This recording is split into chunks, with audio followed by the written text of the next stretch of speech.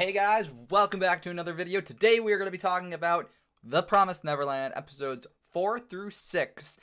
And it's non-stop. It's still really good. Nothing has changed. It's still good. Okay, so first of all, I just want to apologize again. The last few weeks have been kind of weird. I kind of stopped reviewing them, just like my Black Clover reviews, which I got out earlier this week. But now I'm caught up. And we are rolling, and hopefully going forward, I will be able to upload consistently every week. Anyways, with all that out of the way, let's talk about these episodes because there are some really crazy stuff to talk about. And I've got a whole list of things on my phone here that I want to talk about. And we're just going to focus on those things. Okay, so the first thing I want to talk about is the training that the kids are undergoing. We left off last time with Norman, Emma, and Ray basically kind of tricking the kids into training, so to speak, and using the tag that they always have played as a form of training. And now they're kind of going in a slightly different way. Now they're going to group up and have them do it in groups or in pairs so that they can kind of learn teamwork. And I think that's actually a really good idea. They're not always going to be separated entirely, and if they can learn to work together perfectly, then that'll make their chances of getting out even better. So I'm really cool with the training ideas and their regiment there. Honestly, that's probably the most boring part that I have to talk about. I like that, but it's right off the bat, probably one of the more boring things of these 3 episodes. Number 2. They brought in Don and Gilda into the fold, and they were a little on the fence there, but I think they did the right thing. Now they have a couple more people on their side to kind of help corral the other kids and plan out things. However, they also didn't trust them at first. Norman actually had to test them to make sure that they were not the traitor, because they knew that there had to have been a traitor of some sort in the collection of kids, because obviously Mom was kind of aware. They were a little suspicious of everything that was going on, so they had to test out Gilda and Don. How Norman did this was basically telling them, he told Gilda that their rope that they had procured was in one spot, and Don that the rope was in another spot, to make sure that if information does get to Mom, then they know specifically who did it. Now into my number 4 thing. I'm going to come back to the traitor thing in a little bit, and I'm kind of going into this, but we find out that Sister Crone actually wanted to use Gilda as a traitor of some sort, as an informant. That ultimately basically clears her, because Emma follows her to Sister Crone's room and hears that Gilda doesn't want any part of it. She is trustworthy. She doesn't want to throw her friends under the bus and her family, because they're all siblings to some degree. They're foster siblings, so there's a lot of trust going on there. Sister Crone doesn't like that, but she kind of just lets it go. Ultimately, that clears Gilda's story. So that leaves Don. And Don doesn't do anything. Don does not even, I don't think, they never really even addressed that Don went after the rope or anything. However, there is one thing that messes all this up. While Gilda was with Sister Crone and telling her, no, I'm good, whatever, a note gets sent to Mom and it's saying where the rope is. So that basically says, okay, well, if it's not Gilda and if it's not Don, so clearly it's somebody else, but there were only specific people that knew about the rope. And that brings me to my next point. Ray is the traitor. They come right out with it.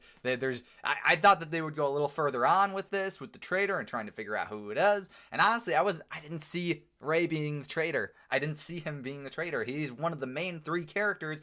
How in the world? What the heck, man?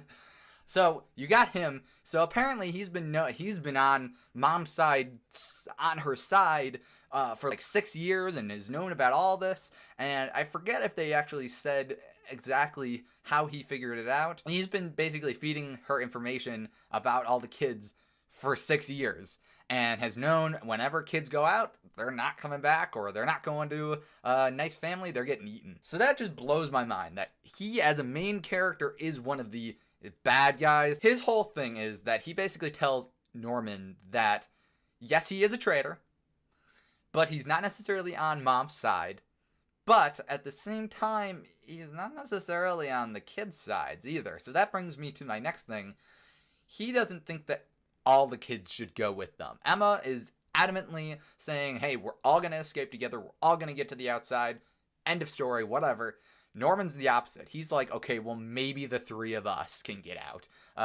Maybe 1 or 2 extra, who knows. Ray is just not interested in any of that. He basically said that he's been keeping an eye on Mom, giving her information. He can kind of keep her off of Norman, Emma, and Ray himself for the duration of their lives and that they won't be shipped off prematurely or whatever. Their relationship's a little weird now, so they know he's a traitor, but they're going to try to use him as kind of a piece to tricking Mom and getting out of this farm as smoothly as possible. Now he's kind of becoming a double agent of sorts. And I think that'll really benefit them in the long run, but I do think that there will be some hiccups here and there. Now, as for the escape, they were kind of trying to figure out over the last few episodes when they were going to do it, how they were going to get everybody out.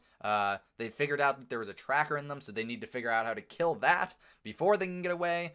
And they put Ray in charge of taking out the trackers, or figuring out a way to take out the trackers. He says it'll take them about 10 days to nullify the trackers, or to figure out how to do it anyways. So Norman basically throws a stone into the pond and says, okay, well, once 10 days is up, we're getting out of here. And their original plan, I think, was just to kind of like wait it out, and they weren't going to have anybody ship out until like, I think December or something.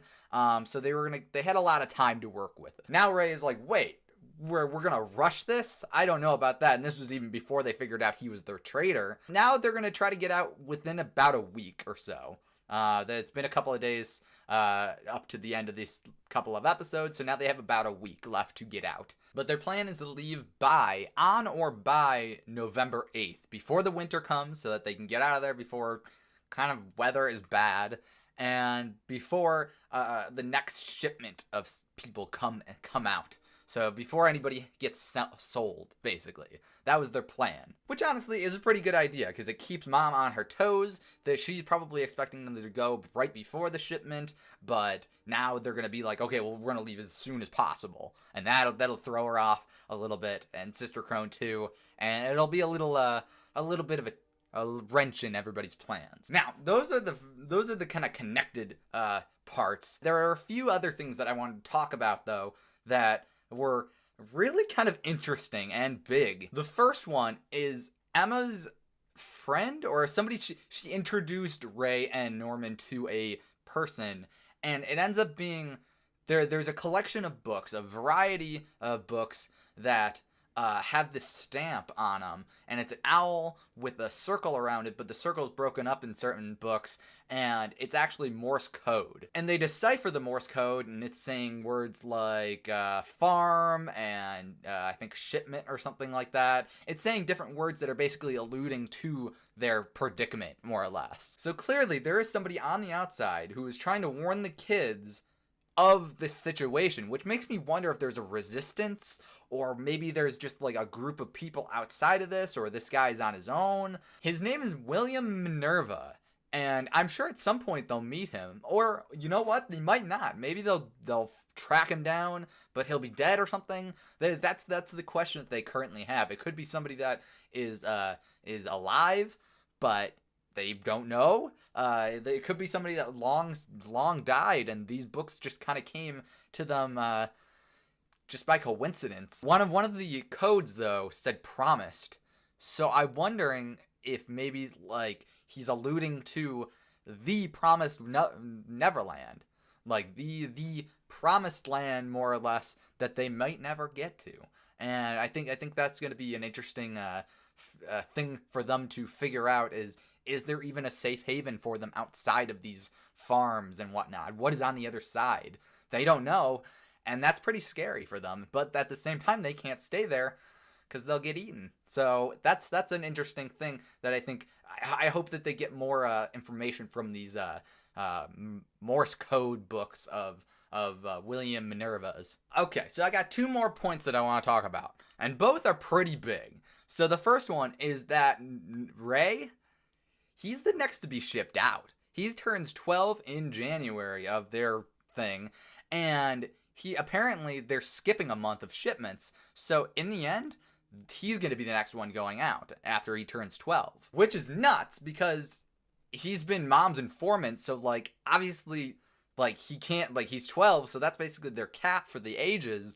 But at the same time, he's one of the main characters, so he's not going anywhere for a while. It's not even, like, soon. It's a couple of months later from when Mom is telling him. I don't know why she would even tell him. Maybe to subvert his fears or something? I don't know, but it seemed like she was telling him a little earlier than she was supposed to. Although, technically, she wasn't supposed to tell him at all. But he's the next one to be shipped out. So that's an interesting thing.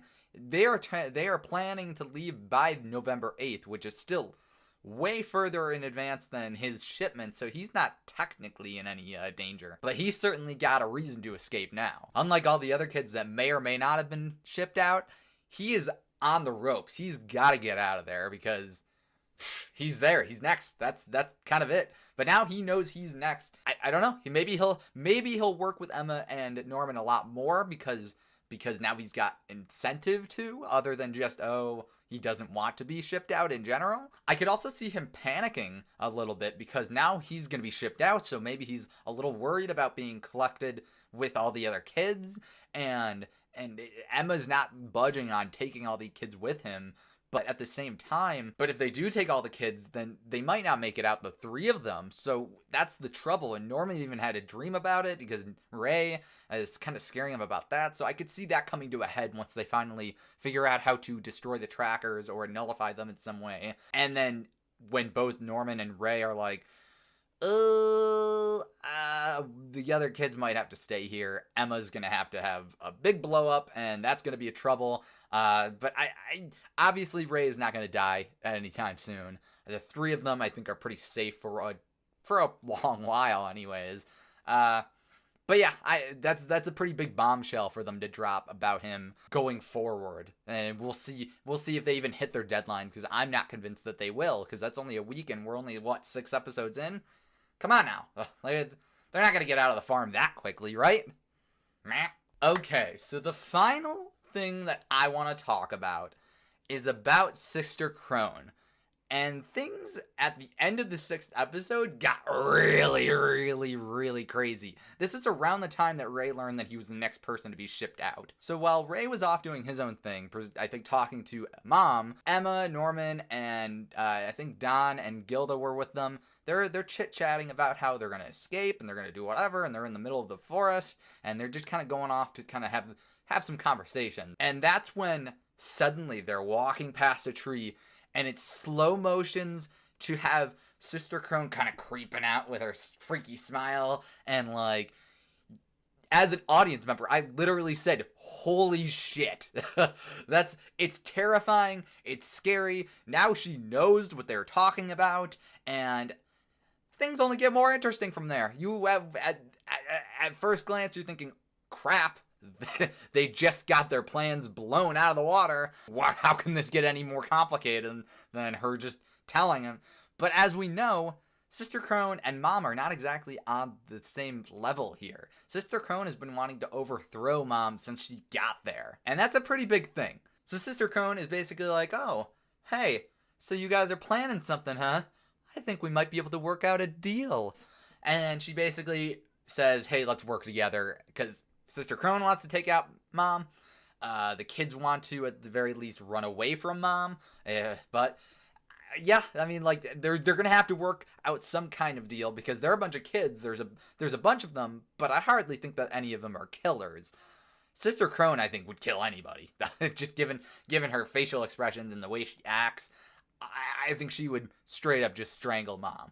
And that's one of the things that I think they kind of alluded to earlier in these last couple episodes, is that they may need to kill Mom, or at the very least incapacitate her, because even if they do somehow destroy the trackers or whatever, like, they're gonna, like, she could easily just say, hey, listen, monsters, my kids are running away, do something, and then they could be swarming in there. So they need to do something about her before they can get out of there. Sister Crone could be their way out, but at the same time, Sister Crone wants to be a mom of her own farm, so that's freaky.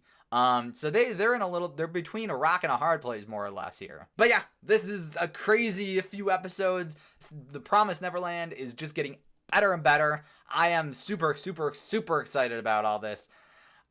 I'm excited to see what next week's episode has to offer. I'm going to talk about it next week for sure. Yeah, so that's all I've got to say about these past couple episodes, few episodes rather. What did you guys think of all of these episodes? Let me know down below in the comments section. And if you enjoyed this video, make sure to leave a like. I would greatly appreciate it. And remember to subscribe and ring the bell so that you can get all kinds of notifications of what I'm putting out. I will see you guys in another video. Bye bye.